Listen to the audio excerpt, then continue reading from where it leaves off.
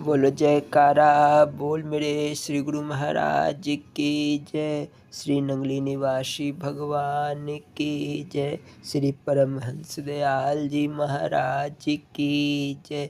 श्री नंगल विहालन भगवान की जय। श्री परम गुरु भगवान की जय। जय सच्चिदानंद जी। श्री अद्वैत वचनामृत।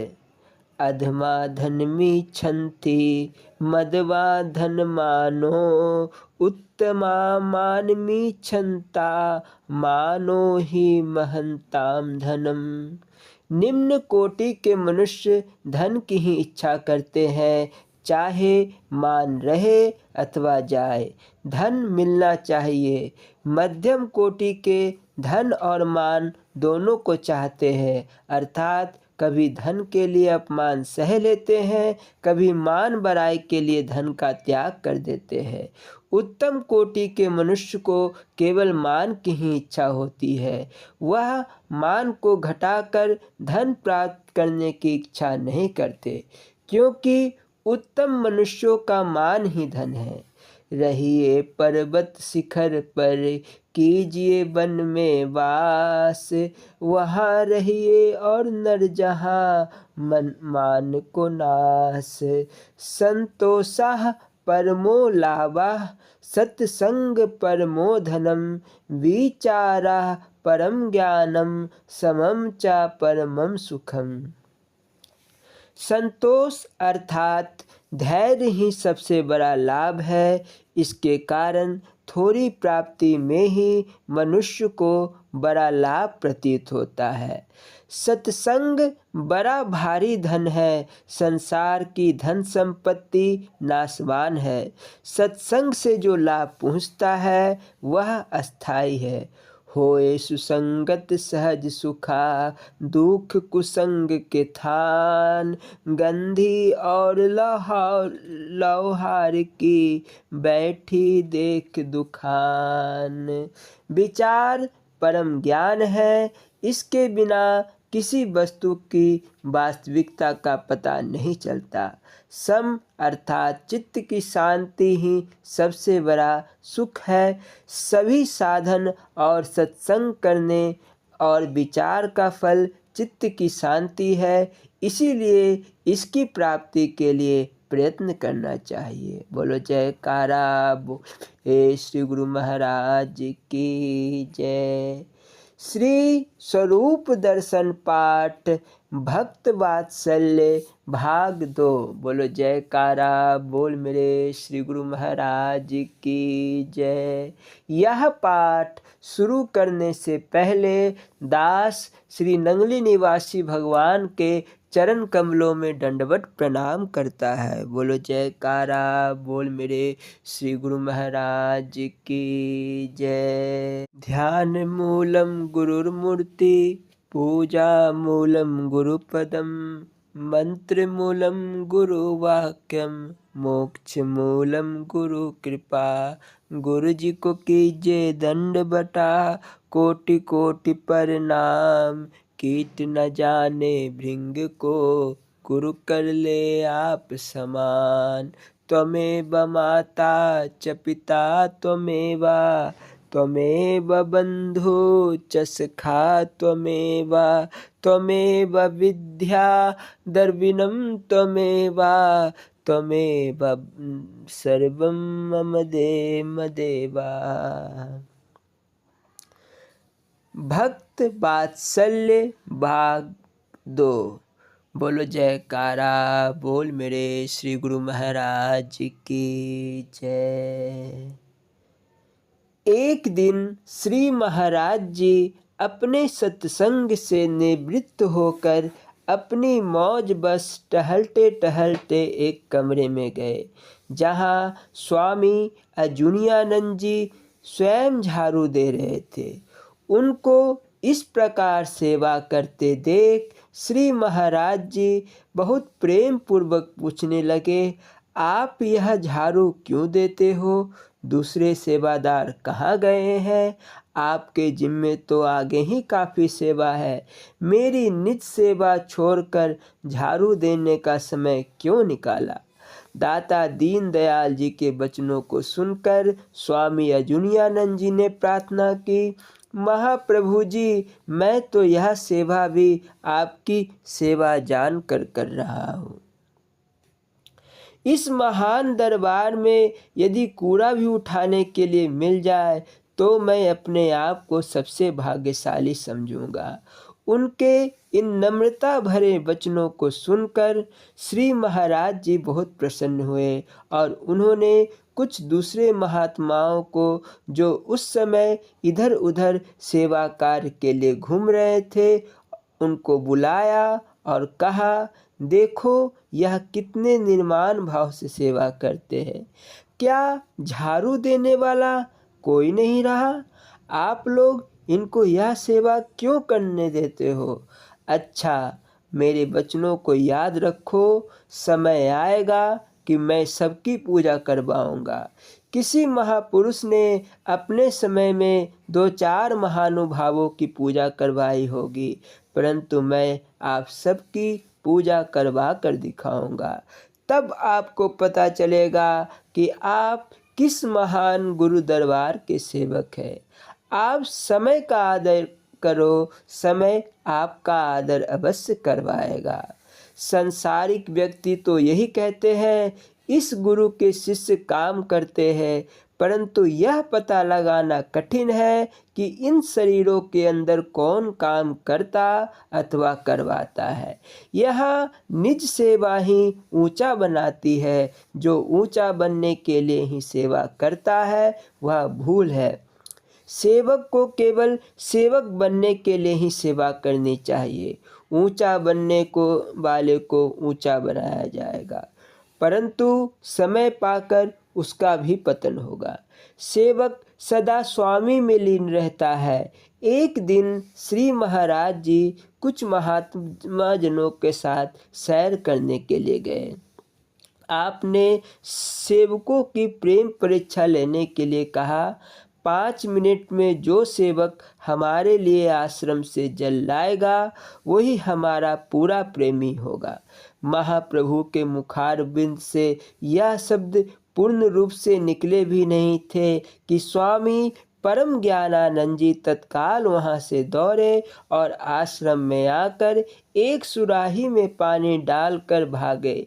यद्यपि उनके आने जाने में बहुत कम समय लगा तथा 2 मिनट देर हो गई। दौड़ते दौड़ते उनका श्वास फूल गया, परंतु प्रेम में उन्हें सब कुछ स्वीकार था। प्रेमी तो मृत्यु को ही जीवन मानता है। यह क्षण बंगुर सेवक गुरु अर्पण करके अमर जीवन प्राप्त करता है। यह इस तन का अहंकार अर्थात आपा भाव का ही त्याग करना होता है। शुद्ध ब्रह्म के ऊपर यही आवरण है। उस ध्येय अभिमानी ने ही इस शुद्ध चेतन को ढांप रखा है। सर्वसाधारण अज्ञानी जीव बातों से ही ज्ञान पाना चाहते हैं, परंतु गुरु मुख तो करके दिखा देते हैं। मुख से सब कहते हैं कि सब कुछ इष्ट देव भगवान का ही है, परंतु वह देते नहीं।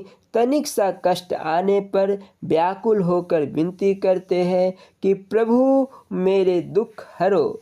यह नहीं विचार करते कि यह सब प्रभु की माया है। कर्म फल में चिंता क्यों, समय आने पर सब ज्ञान धुल जाता है। स्वामी परम जी ने अपने शरीर को वास्तव में अपने गुरु अर्पण कर रखा था। जब वह जल की सुराही लेकर श्री चरणों में उपस्थित हुए तो उनके प्रेम भाव को देखते हुए श्री महाराज जी ने हंसकर कहा, आ गए आशिक। आपने समय पर पहुंचने का यत्न तो बहुत किया, परंतु थोड़ी देर हो गई। श्री महाराज जी की यह वचन सुनकर स्वामी परम जी ने यह निश्चय कर लिया कि जब तक सतगुरुदेव जी को प्रसन्न नहीं कर लेंगे तब तक दम नहीं लेंगे। दाता दीन दयाल जी तो सदा ही प्रसन्न थे, बल्कि आनंद के दाते दाता थे, फिर भी लहर सागर में लीन होने चली थी। उस दिन से स्वामी परम जी ने अन्न जल का त्याग करके शरीर को दंड देना आरंभ कर दिया। 2-4 दिन तो ऐसे ही व्यतीत हो गए। जब कुछ महात्माओं को इनके अन्न जल त्यागने का समाचार पता चला तो इन्हें समझाया कि अब यह शरीर गुरु महाराज जी का है, इसे कष्ट ना देना चाहिए। परंतु प्रेम में ज्ञान उपदेश का क्या काम। उन्होंने सबको यही कहा, जो हो रहा है सब ठीक है। 7वें दिन जब इनका शरीर काफ़ी निर्बल हो गया तो एक महात्मा जी ने श्री सतगुरुदेव महाराज जी के चरणों में प्रार्थना की, महाप्रभु जी, स्वामी परम जी ने उस दिन से हठ बस अन्न जल छोड़ दिया और उनका शरीर काफ़ी निर्बल हो गया है। घट घट के जानने वाले श्री महाराज जी प्रेम भरी वाणी में से बोले, प्रेमी की गति प्रेमी जाने और न जाने कोई। दाता दीनदयाल जी इनकी प्रेमा भक्ति पर प्रसन्न हो चुके थे। इनका प्रेम तो श्री चरणों में चंद्र और चकोर जैसा था। 90 दिन श्री महाराज जी ने इनको अपने पास बुलाकर कहा, हमारे हाथ से खाना खाओ। फिर महाप्रभु ने अपने पवित्र कर कमलों से इन्हें कुछ अंगूर खिलाए और कहा कि मैं आपसे बहुत प्रसन्न हूँ। वास्तव में ही आपने महावीर के समान आना आप गुरु चरणों में न्योछावर कर दिया है। मुझे स्वीकार है, परंतु भविष्य में इस प्रकार का कोई हठ ना करे। या हमारी आज्ञा है या शरीर अब हमारा हो चुका है, इसका ध्यान रखा करो। श्री महाराज जी के दयालुता भरे वचनों को सुनकर स्वामी परम जी का रोम रोम प्रसन्न हो गया। उन्हीं दिनों चक सहिका तहसील जरावाला जिला लायलपुर के निवासी भक्त हीरालाल जी एक अन्य प्रेमी श्री कुंदन सिंह जी के साथ श्री सतगुरुदेव जी महाराज जी के दर्शन करने के लिए चकौरी आश्रम में आए। श्री कुंदन सिंह जी नहर विभाग में कर्मचारी थे। उन्हें बड़ी कठिनाई से 1 सप्ताह की छुट्टी मिली, क्योंकि उनके ऊपर जो ओवरसियर श्री कृपाराम जी थे, उनसे इनकी अनबन रहती थी। भक्त हीरालाल जी ने श्री कुंदन सिंह जी से कहा कि आप किसी बात की चिंता ना करें। चकौरी पहुंचकर इन दोनों प्रेमियों ने दाता दीनदयाल जी के सुंदर दर्शन करके अपने नेत्रों को सफल बनाया। एक दिन श्री महाराज जी परलोक वाली कुटिया में विराजमान थे। अपनी मौज बस उन्होंने भक्त हीरालाल जी तथा कुछ अन्य प्रेमियों से कहा कि आज वर्षा काफ़ी आएगी, आप लोग लोक वाली कुटिया में चले जाओ। उस समय आकाश में बादलों का कोई चिन्ह तक न था। भक्त हीरालाल जी के मन में आश्चर्य था कि वर्षा कैसे आएगी। फिर भी गुरुदेव की आज्ञा पालन करते हुए ये लोक वाली कुटिया में आ गए और सत्य ही रात को बहुत वर्षा हुई और सर्दी भी काफ़ी बढ़ने लगी। भक्त हीरालाल जी श्री सतगुरुदेव जी के विलक्षण लीला को देखकर गुणगान करने लगे। यूँ तो भक्त हीरालाल जी गुरु दरबार की काफ़ी सेवा करते थे, परंतु उनके मन में यह भाव था कि श्री महाराज जी अपने मुखारविंद से किसी सेवा के लिए मुझे विशेष रूप से आज्ञा दें और उस सेवा को मैं करूं। एक दिन अंतर्यामी सतगुरुदेव महाराज जी ने इन्हें अपने पास बुलाकर आज्ञा दी कि आप समीप के गांव में जाकर लंगर के लिए देसी घी खरीदा करो। यह आज्ञा पाकर भक्त हीरालाल जी बहुत प्रसन्न हुए। दूसरे दिन वह घी खरीदने के लिए एक गांव में गए। उन दिनों सभी वस्तुएं बहुत सस्ती होती थी। उन्हें 1 रुपये का 1.25 सेर घी मिल गया। इसी हिसाब से इन्होंने कुछ घी खरीदा और आश्रम लौट आए। दूसरे दिन यह फिर घी खरीदने के लिए गए तो गांव वालों ने इन्हें 1 रुपये का 1 सेर घी का भाव बताया। यह बहुत चकित हुए। उन्होंने सोचा कल ही सारा घी खरीद लिया जाता तो कितना अच्छा होता। आज इतना महंगा घी खरीदने से गुरु दरबार के पैसे की कितनी हानि हुई। तीसरे दिन यह फिर घी खरीदने के लिए गए। घी और भी महंगा मिला। इनके मन में यह पूर्ण रूप से निश्चय हो गया कि यदि सारा घी एक ही दिन खरीदा जाता तो बहुत ही अच्छा होता। एक दिन भक्त हीरालाल जी श्री चरणों में उपस्थित हुए और अपना भाव प्रकट कर दिया। दाता दीनदयाल जी ने कहा, भक्त हीरालाल जी, यदि घी एक बार खरीद लिया जाता तो फिर आपको और सेवा कैसे मिलती। हमने तो सर्व जीवों का कल्याण करना है। जिन जीवों ने घी महंगा दिया है अर्थात गुरु दरबार से अधिक पैसे लिए हैं, वह सेवा भी एक दिन रंग लाएगी। गुरु दरबार से पैसे लेकर उनकी भी बुद्धि शुद्धि होगी और वह भी एक दिन प्रेमी बन जाएंगे। हमने जो यह बड़े लंगर का आयोजन किया है अथवा गुरु दरबार का इतना व्यवहार फैलाया है, तो इससे तात्पर्य यही है कि अज्ञानी जीव किसी न किसी बहाने गुरु दरबार में आकर अपने कल्याण के मार्ग पर चल सके। सर्वसाधारण प्रेमियों के अतिरिक्त गुरु दरबार का गिरा प्रसाद अनेक पशु पक्षियों का कल्याण कर देता है। इस प्रकार महाप्रभु ने भक्त हीरालाल जी के संशय का समाधान कर दिया। भक्त हीरालाल जी और श्री कुंदन सिंह जी को चकौरी में रहते हुए 1 महीने से ऊपर हो गया। तब एक दिन श्री महाराज जी की आज्ञा पाकर वे दोनों प्रेमी चकसहिका लौट आए। जब श्री कुंदन सिंह जी अपनी नौकरी पर लौट कर गए तो उनके मन में बड़ा भय था कि मैं छुट्टी के प्रार्थना पत्र के बिना काफ़ी दिन बाहर रह आया हूँ। अब पता नहीं नौकरी का क्या बनता है। इधर श्री महाराज जी की अद्भुत लीला देखिए। जब कुंदन सिंह जी अपनी नौकरी पर गए, उनसे किसी ने कुछ भी न कहा। तब उन्होंने 1-2 व्यक्तियों से पूछा कि पीछे श्री कृपाराम जी और ओवरसियर ने तो मेरे विषय में कुछ नहीं कहा था। उन्होंने उत्तर दिया, वह भी तो कुछ भी नहीं बोले। आप तो निरंतर काम पर आते रहे।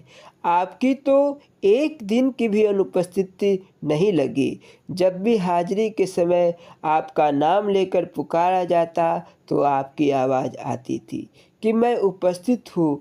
उन व्यक्तियों की यह बातें सुनकर श्री कुंदन सिंह जी बहुत चकित होकर श्री सद्गुरुदेव महाराज जी के गुणगान गाते हुए अश्रु बहाने लगे।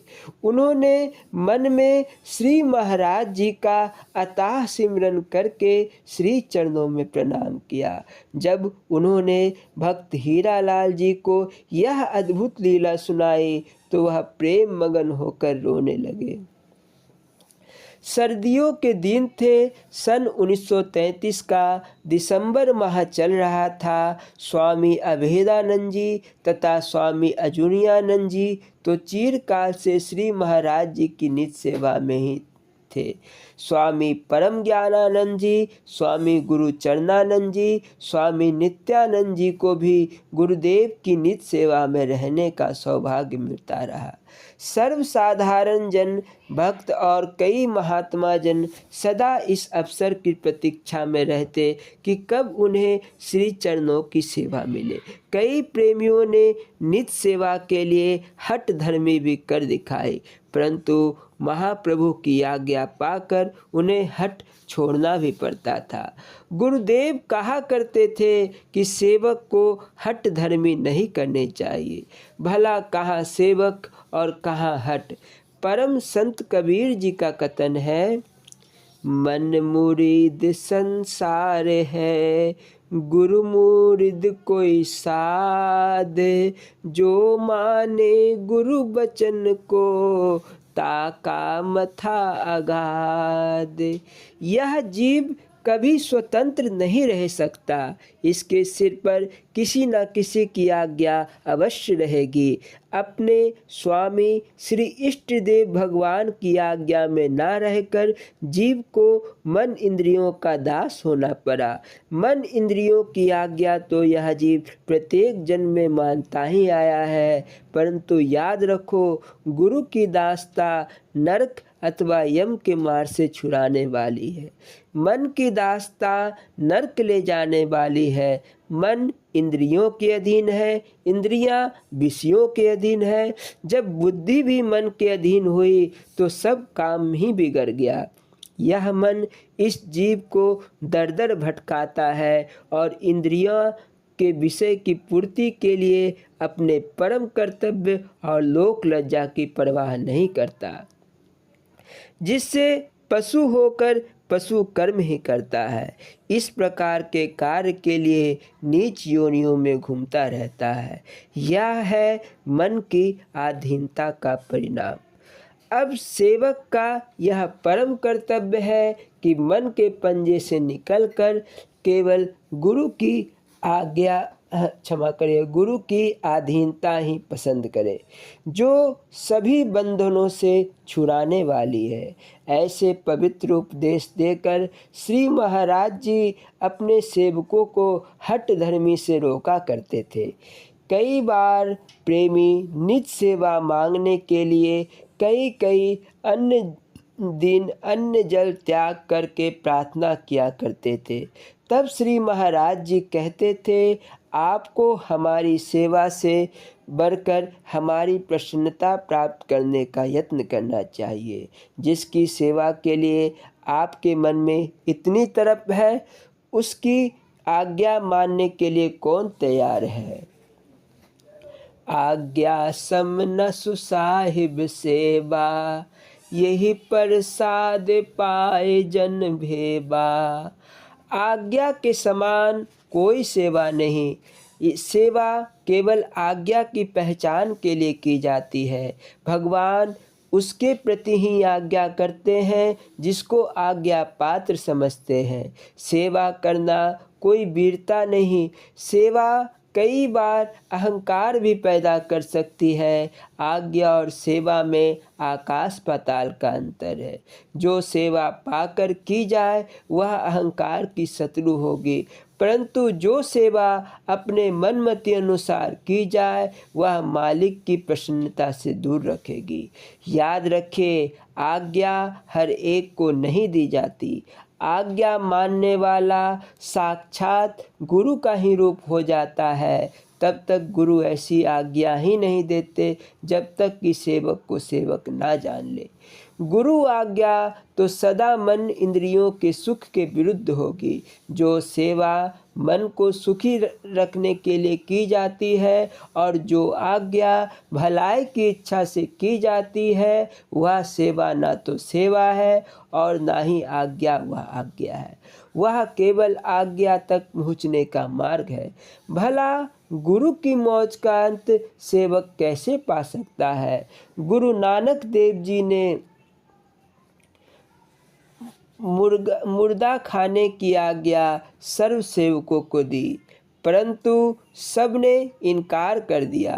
पर जब भाई लहना जी अर्थात गुरु अंगद देव जी को आज्ञा हुई तो उन्होंने बिना कुछ इस बात का विचार किए हुए कि यह मुर्दा किसका है, इस मुर्दे को खाना आरंभ कर दिया।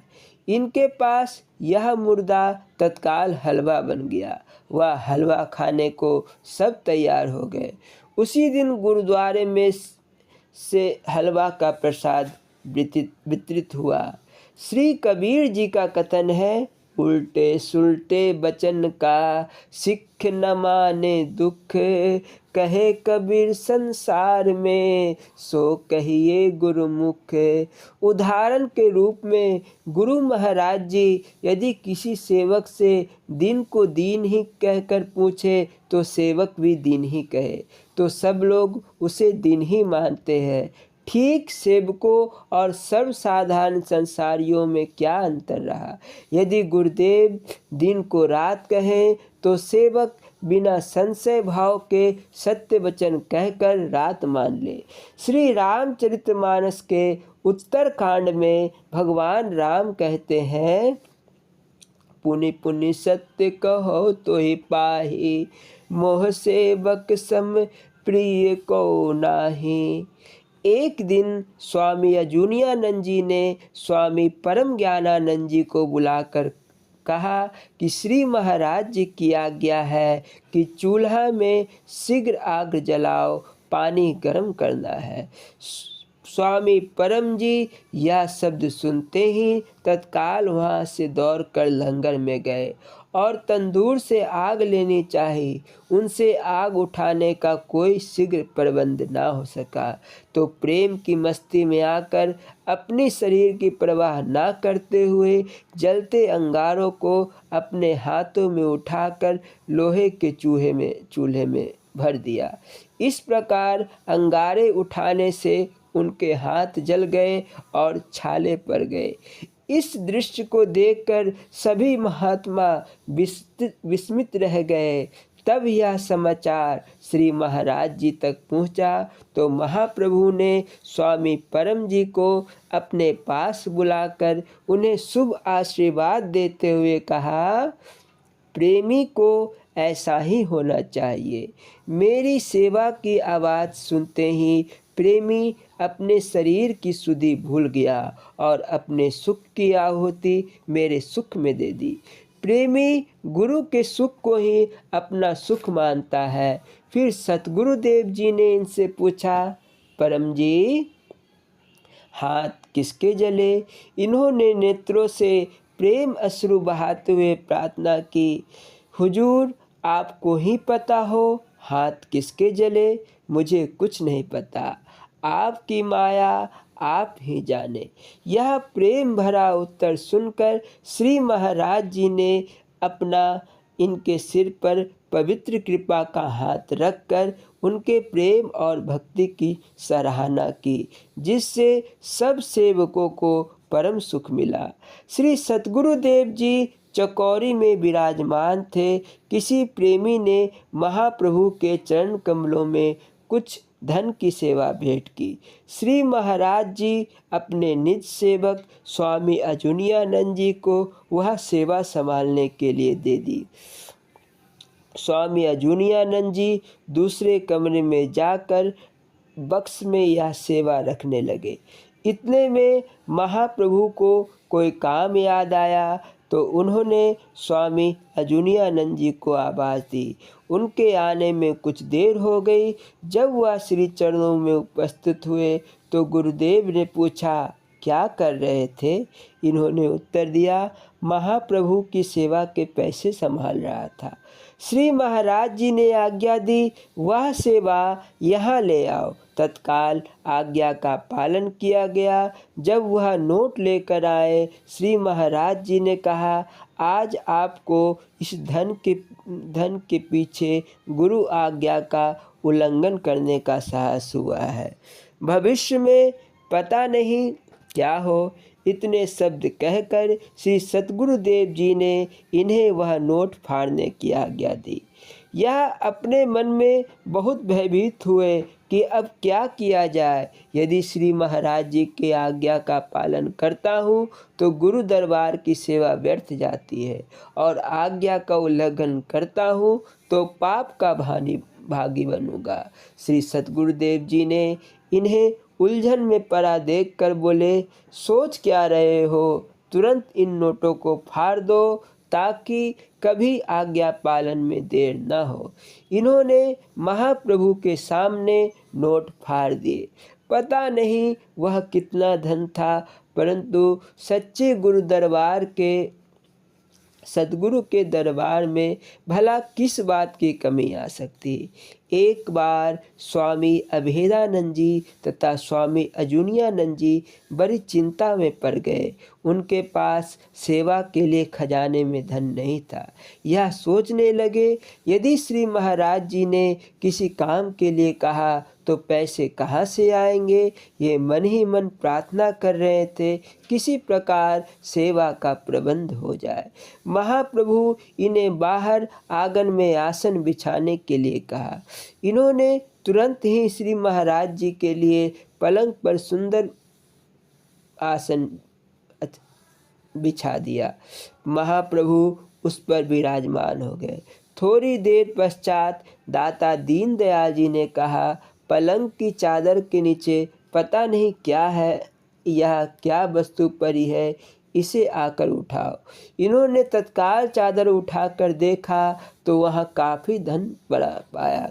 वे चकित रह गए कि अभी अभी हमने बिस्तर बिछाया है, उस समय तो ये धन यहाँ नहीं था और इस बीच यहाँ कोई सेवक भी नहीं आया। श्री महाराज जी इन्हें चकित देखकर बोले, आपको इस बात की चिंता थी ना कि सेवा के लिए धन कहाँ से आएगा। सो विधाता ने आपके कहे बिना ही आपकी मनोकामना पूर्ण कर दी है। गुरु आज्ञा का पालन करते हुए इन्होंने वह धन उठा लिए। इस प्रकार कुछ दिन व्यतीत हो गए। ये मन में सोचते रहे कि महाप्रभु के बारे में जो यह प्रचार हो रहा है कि इनके पास नोट बनाने की मशीन है, हो सकता है कि यह बात सत्य हो और हमें इसका पता न हो। किसी दिन अच्छा अवसर देखकर हुजूर से पूछेंगे कि नोट कैसे बनाई जाती है। यदि हमें भी इस युक्ति का पता चल जाए तो बहुत लाभ होगा। एक दिन इन्होंने महाप्रभु से बहुत डरते डरते प्रार्थना की, गुरुदेव हमें इस बात का पता नहीं चल सका कि उस दिन वह धन कहाँ से आया था।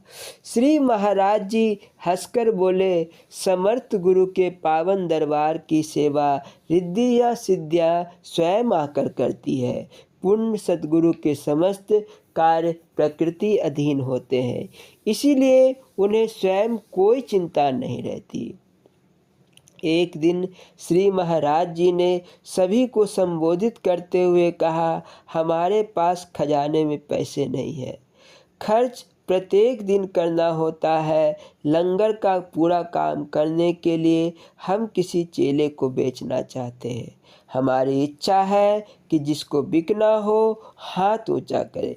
यह सोच लो, किसी सेठ के आगे बिककर उसके नौकर कहलाओगे और उसकी किसी प्रकार की भी सेवा करनी पड़ेगी। जो यह काम कर सके वह हाथ उठाए, हम उसे बेच देंगे। श्री सतगुरुदेव जी परम पवित्र सुख स्वरूप वाणी सुनकर सब खुशी से फूले ना समाये और गुरुदेव का ध्यान धन्यवाद करने लगे। हर एक का दिल यही कहता था कि मैं बिकूं, श्री महाराज जी मुझे बिकने की अवश्य आज्ञा दे। इस पर दाता दीनदयाल जी ने कहा, हमारी आज्ञा को मिथ्या ना समझना, वास्तव में बेचना चाहते हैं। अब आप बिक जाओगे तो लोग आपको नमस्कार नहीं करेंगे। दास के रूप में सब कहेंगे, देखो भाई इतने पैसे के लिए अपने साधु रूप शरीर को भी बेच दिया। तब आपको यह सुनकर दुख होगा और मन में पश्चाताप करेंगे, फिर मन को कैसे समझाओगे। यह सुनकर महात्मा जनों ने प्रार्थना की, महाप्रभु मन भी आपका और तन भी आपका, आप जहाँ चाहे रखें। यदि मन धोखा देने लगेगा तो हम मन की बात नहीं मानेंगे। परमार्थ में सबसे बड़ा शत्रु मन ही है और संसार भर के सज्जनों से बढ़कर सज्जन सद्गुरु आप है। इसलिए दाता यह हमको यह सुअवसर प्रदान करे ताकि यह गंदगी का थैला गुरु आज्ञा में काम आ जाए। इसको करना ही क्या है, जब तक इसका संग रहेगा तब तक इसकी दास्तां ही तो करनी पड़ेगी। हम तो केवल आपके दास हैं, आपकी इच्छा जैसी रखिए। आपके प्रदान किए हुए नाम रूपी अनमोल धन का बदला अनेक जन्म अर्पण करने से भी नहीं चुकाया जा सकता। श्री कबीर जी का वाक्य है, गुरु समान दाता नहीं, याचक शिष्य समान, तीन लोक की संपदा, सो गुरु दिन ही दान। दाता जी, यदि आप इस तुच्छ शरीर को अपनी आज्ञा में बेच दे तो दासों के भाग्य उदय हो जाएंगे। यह शरीर ही 84 का बीज है, इसका नाम रूप से पृथक स्थान कर दीजिए। ऐसे सत्यता के वचन सुनकर श्री महाराज जी बड़े प्रसन्नचित्त होकर हंसने लगे और स्वामी परम ज्ञानानंद जी से बोले, हम आपको बेचना चाहते हैं।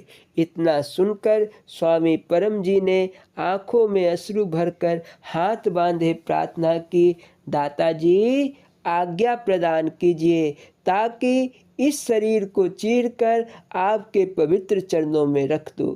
बस आज्ञा की देर है। ऐसे प्रेम भरे वचन सुनकर श्री महाराज जी बोले, बिल्कुल ठीक है, आप रोम रोम अर्पण करने और बेचने को तैयार हो, परंतु मैंने तो यह रचना इसलिए रची कि देखे कौन तैयार है। खेद इस बात का है कि गुरुमुखों में मनमुख भी आदर पा रहे हैं, उनके लिए यह तमाशा है। मुझे आश्चर्य है कि गुरुमुख को मैं बेचना नहीं चाहता और मनमुख बिकने को तैयार नहीं। आप जैसे गुरुमुख का तो एक बाल भी लाखों रुपए में ना दूंगा, क्योंकि इस दरबार में तो गुरु मुख का आदर है। मनमुख तो संसार में आए अथवा ना आए, गुरुमुख विशेष गुरु का रूप होता है। यदि मनमुख इस मार्ग पर आ जाए तो उसको कुछ और करने की आवश्यकता नहीं होती। मनमुख तो एक गंदे जल के समान है, उसको शुद्ध करने का एक ही उपाय है, उस जल को गंगा में फेंक दिया जाए ताकि वह गंगा रूप हो जाए। बोलो जयकारा, बोल मेरे श्री गुरु महाराज की जय। अगले अध्याय में कोटली आश्रम पर श्रवण एवं मनन किया जाएगा। बोलो जयकारा, बोल मेरे श्री गुरु महाराज की जय। स्वामी हीरानंद पुरी जी महाराज जी की लीला संस्मरण एवं अमृत प्रवचन। बोलो जयकारा, बोल मेरे श्री गुरु महाराज की जय। प्रेमास्पद नंगल विहाला अच्युतानंद पुरी जी ने फरमाते हैं, परम श्रद्धेय श्री गुरु महाराज जी श्री श्री 108 श्री स्वामी हीरानंद पुरी जी महाराज जी का दर्शन 1962 में प्रथम और अंतिम था। उनका प्रथम दर्शन महान सुखद था। उनके मिलने का ढंग भी बड़ा ही सुहावना था। ऐसा लगता था जैसे हम उनके पुराने परिचित हैं और वो हमारे पुराने जाने माने पहचाने हो। ऐसे भावपूर्ण और आशीर्वाद देते हुए दर्शन दिए मानो हमारे लोग परम प्रेमास्पद हो, परम सुहृद हो। उनको देखकर उपस्थित भक्तों के दिल खिल उठे। स्वाभाविक ही सबका सिर चरणों में नतमस्तक हो गया। बोलो जयकारा, मेरे श्री गुरु महाराज जी की जय। स्वामी हीरानंद पुरी जी महाराज जी के अमृत प्रवचन। बोलो जयकारा, बोल मेरे श्री गुरु महाराज जी की जय। यह अमृत वचन प्रारंभ करने के पूर्व यह दास श्री नंगल विहारन भगवान के चरण कमलों में दंडवत प्रणाम करता है। बोलो जयकारा, बोल मेरे श्री गुरु महाराज जी की जय। श्री स्वामी हीरानंद पुरी जी महाराज जी जब अपने वचन फरमाते थे तो सबसे पहले हरिओम की ध्वनि लगाते थे। बोलो जयकारा बोल मेरे श्री गुरु महाराज की जय। बोलना जी हरिओम हरिओम हरिओम। ओम सच्चिदानंदाय नमः। षट चक्र। आगे षट चक्रों का वर्णन करते हैं जो कि सुषुम्ना रूपी सरस्वती के आदि स्थान गुदा से लेकर शीश तक बसे हुए हैं। यह स्थान सूक्ष्म और विशाल है। यह सुषुम्ना ब्रह्मरंध्र तक पहुँचती है। इसी के तट पर सर्व आश्रम और देवगणों का निवास है। मूलाधार चक्र। पहला मूलाधार चक्र लाल वर्ण रिद्धि सिद्धि के सहित देवता कलिंग जाप है। 4 अक्षर वा तलबसा मूर्धन्यसा दंतिसा यहाँ पर रहते हैं अथवा इस स्थान से उत्पन्न हुए। इस मूलाधार चक्र के आधार पर समस्त देह है और अपान का यही स्थान है। मलमूत्र को रेचक करना इसी का काम है। इसीलिए अपान की बाहर को गति है। यही जीवात्मा है और सुषुम्ना में नीचे की श्वास हंग करके नीचे को उतरता है। प्राण की गति ऊपर को है। इसी को सो परमात्मा ऋषियों ने उपनिषदों में वर्णन किया है। यह दोनों अक्षर हंग आत्मा और सोहम परमात्मा वाचक है।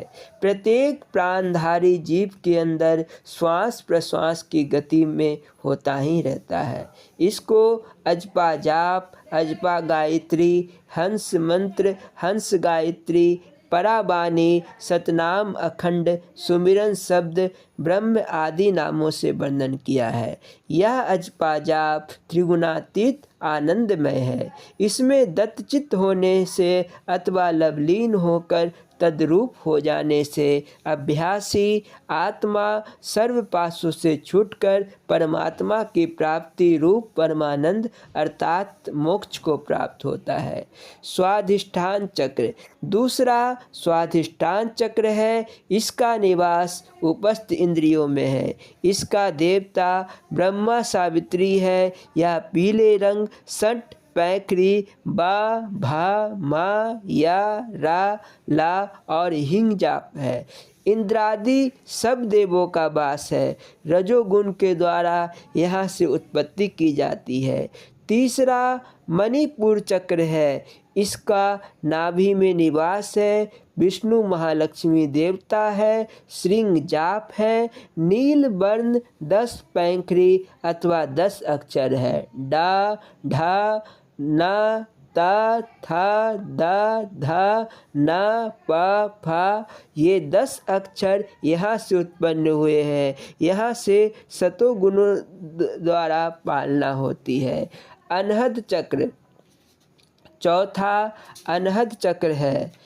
इसका स्थान हृदय में है। श्री शिव शक्ति यहाँ के देवता है। श्वेत रंग सोहम जाप और 12 पैखरी तथा 12 अक्षर का खा गा घा अंगा चा छा जा इया टा ठा है।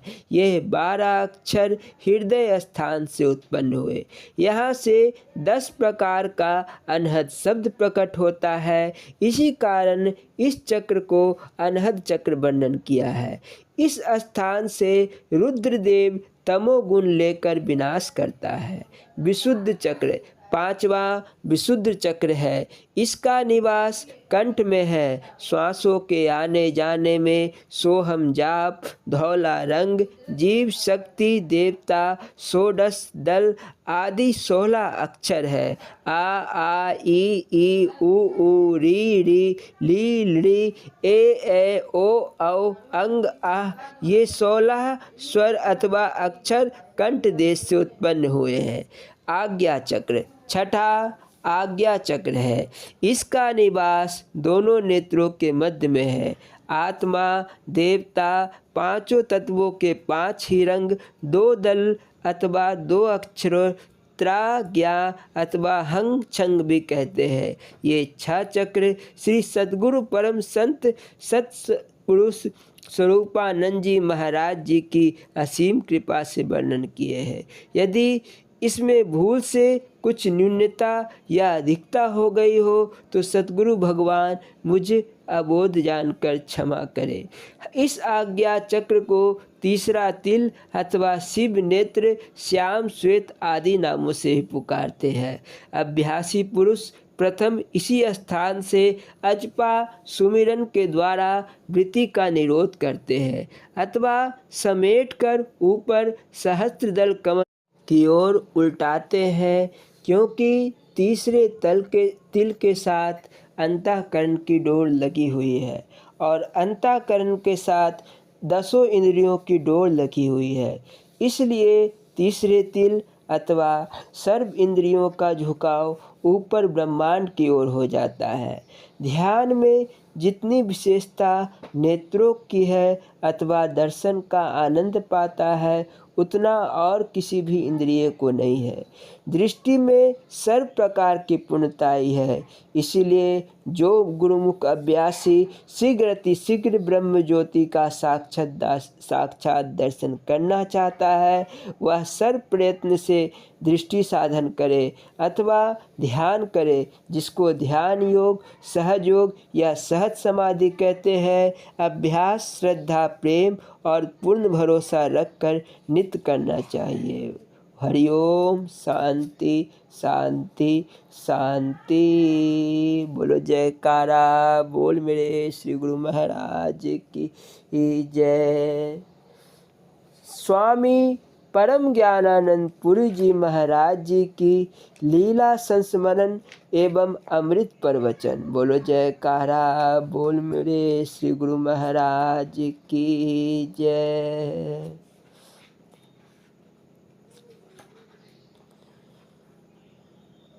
घट घट जाननी हार। गोंडा जिले के जगन्नाथपुरवा गांव के श्री राम भवन जी की माँ इनके साथ ही श्री गुरु महाराज जी के दर्शनार्थ पहुँची। हालांकि इनकी शादी हो चुकी थी, किंतु परीक्षा लेने के ख्याल से इन्होंने अपने बेटे को आगे करके पूछा कि इसकी शादी कब होगी। माता का प्रश्न सुनकर श्री महाराज जी मुस्कुराए और बोल पड़े, इसकी शादी तो तुम 1 वर्ष पहले ही कर चुकी हो, अब तो मेरी साधुता की परीक्षा ले रही हो। यह सुनकर माता सन्न रह गई। फिर अत्यंत ही लज्जित स्वर में क्षमा मांगते हुए बोली, कृपालु प्रभु क्षमा कर दे और मेरे जीवन को कृतार्थ करने की कृपा करे। उसके बाद दोनों को नाम मंत्र देने की कृपा श्री गुरु महाराज जी ने की। बोलो जयकारा बोल मेरे श्री गुरु महाराज की जय। स्वामी परम ज्ञानानंद पुरी जी महाराज जी के अमृत प्रवचन। बोलो जयकारा बोल मेरे श्री गुरु महाराज की जय। तुम्हारा जीवन धर्ममय हो। स्थान पठानकोट, 8 फरवरी 1974। आत्म कल्याण की जिज्ञासा लेकर आए हुए उपस्थित सज्जनों, बोलो हरि ओम हरि ओम हरि ओम। अभी महात्मा लोग आप सबको कल्याण की बातें सुना रहे थे। आपने अनेक दफ़ा बातें तो सुनी, पर उन पर अमल नहीं किया। आपने राम, कृष्ण, वशिष्ठ, बुद्ध सबकी बातें सुनी, पर की अपने मन की। मनुष्य जीवन की सफलता ईश्वर प्राप्ति है। अखंड सुख, परमानंद, आत्म साक्षात्कार, भगवत प्राप्ति, चाहे उसे जो कह लो, बात एक ही है। अब सवाल है कि हम अपने जीवन में ईश्वर को कैसे प्राप्त कर सकते हैं। ज्ञान से, योग से, कर्मकांड से, ध्यान, जप, तप से भी वह परमात्मा प्राप्त होता है। विरक्त होकर भी बहुतों ने उसे प्राप्त किया और गृहस्थी में रहकर भी। जनक, नानक, कबीर आदि गृहस्थी भी में ही तो रहे, लेकिन पिछले अनेक जन्मों के संस्कार उनके साथ थे। बस थोड़ा सा झटका लगा और बात बन गई, मन रंग गया। जनक जी के बारे में कहा जाता है और उनका प्रण था कि जो इस हाथ से फूल दूसरे हाथ में रखने तक के समय में ही ज्ञान करा देगा, मैं उसे ही गुरु मानूंगा। अष्टावक्र जी महाराज आते हैं। उन्होंने जनक से तन, मन और धन मांग लिया। जनक अपना मुकुट उतार कर अष्टावक्र के चरणों पर रख देते हैं। जनक कहते हैं, मैं तो महाराज अब जंगल को चला, अब यहाँ मेरे रहने का क्या प्रयोजन। महाराज बोले, यह मुकुट किसका है। राजा मनन करने लगे। जब तन, मन, धन सब दे दिया तो फिर सारा धन वैभव उनका, शरीर भी फिर उन्हीं का, और संकल्प विकल्प करने वाला यह मन भी उन्हीं का। फिर मैं मुकुट उतार कर देता हूँ, जंगल जाता हूँ, यह संकल्प करने का क्या हक है, क्योंकि संकल्प विकल्प करने वाला मन भी उन्हीं को सौंप दिया गया है। ऐसा सोचते ही राजा की समाधि लग गई। फिर अष्टावक्र जी उन्हें समाधि से जगाते हैं और फरमाते हैं, राजन, आज से तुम विदेह हो गए। अब यह शरीर मेरा है और मैं अपने शरीर को मुकुट पहनाता हूँ। तुम मेरे इस राज्य की देख रेख ठीक ढंग से करो। आज से तुम अपने को मेरा चौकीदार समझ मेरे इस राज्य को देख रेख करो। राजा जनक देह अभिमान से रहित हो गए। राजा जनक ने अष्टावक्र जी को अपना गुरु घोषित किया, लेकिन ऐसा हो जाना आसान बात नहीं है। अनेक जन्मों तक साधना करने से ही ऐसा संभव होता है। जनक अनेक जन्मों के साधक थे। साधना की आग में उनके समस्त सांसारिक संस्कार जल गए थे।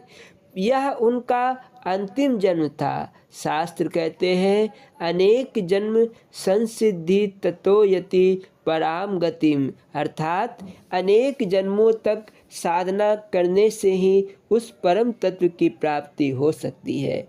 जनक आजीवन गृहस्थ ही रहे, लेकिन ये इतने बड़े ज्ञानी थे कि सुखदेव जी को भगवान वेद व्यास ने ज्ञान सीखने के लिए राजा जनक के पास ही भेजा। जिस समय सुखदेव चले, बिल्कुल दिगंबर वेश, हाथों में कमंडल लिए, बदन में भभूति पोते, तेज से दीप्त शरीर महायोगेश्वर ही लगते थे। जनकपुर पहुंचकर राजा के मुख्य द्वार पर अलख लगाई। द्वारपाल फौरन महाराज जनक को सूचना देता है कि कोई महान योगी द्वार पर खड़े हैं, आपसे मिलना चाह रहे हैं। महाराज जनक तो अंतर्यामी थे, सारी बातें समझ गए। वे सुखदेव जी को ससम्मान अंतपुर में बुलाए। अर्ध आसन प्रदान करने के बाद जनक जी ने कहा, धन्य भाग मेरे जो आप सरीखे वितराग परमहंस के दर्शन हुए। फिर अपने सेवकों को हुक्म दिया कि 56 प्रकार के उत्तम सुस्वाद व्यंजन पकवान बनाए जाए और जहाँ पर सुखदेव महाराज जी को बैठाकर भोजन कराया जाए। उनके ऊपर तलवार, भाले, बर्छी इत्यादि तेज धार वाले शस्त्र लटकते रहे। ये शस्त्र बिल्कुल कमज़ोर धागों से बांधकर सुखदेव जी के सिर के ऊपर लटका दिए जाए। सेवकों ने ऐसा ही किया। सुखदेव जी को भोजन करने के लिए बुलाया। भोजन परोसकर उनके सामने रख दिया गया। राजा के हुक्म से सुखदेव जी ग्रास उठाकर खाना चाहते हैं। ऊपर चमचमाते तीक्ष्ण धार युक्त शस्त्र माथे पर लटकते दिख पड़ रहे हैं। वे शस्त्र अब माथे पर गिरे तब गिरे, ऐसी दशा है। और इधर एक के बाद एक स्वादिष्ट उत्तम पदार्थ परोसे जा रहे हैं। सुखदेव जी किसी तरह जल्दी जल्दी खा तो रहे हैं, लेकिन मन बिल्कुल मौत को सामने लटकते देख रहा है।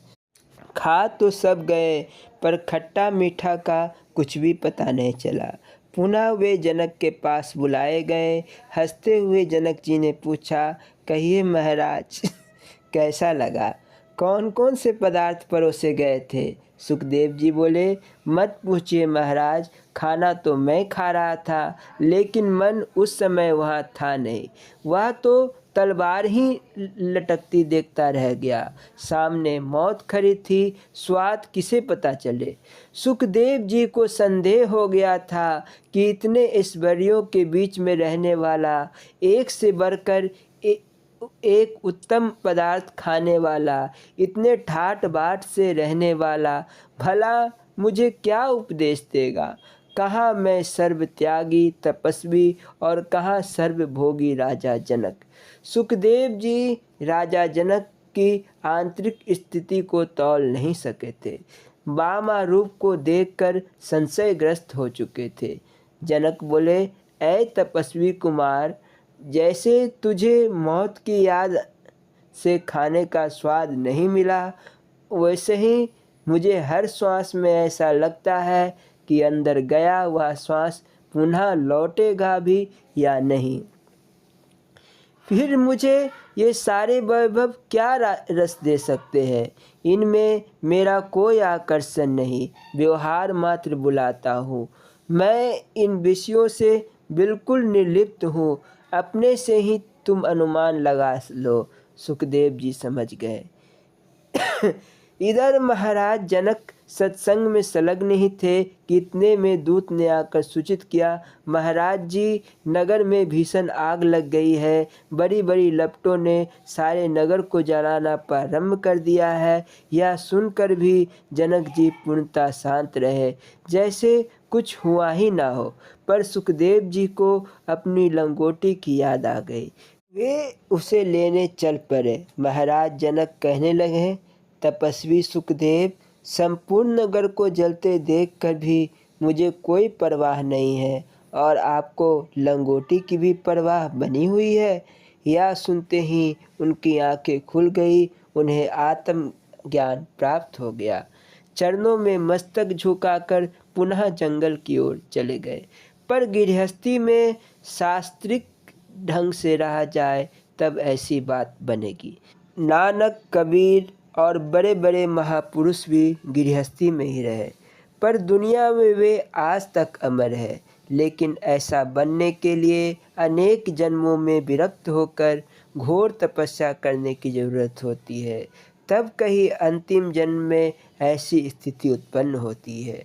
गृहस्थी में कुछ संस्कारों के वशीभूत होकर भी ऐसे लोग एक झटके से ही गृह जंजाल को छोड़कर बाहर निकल जाते हैं।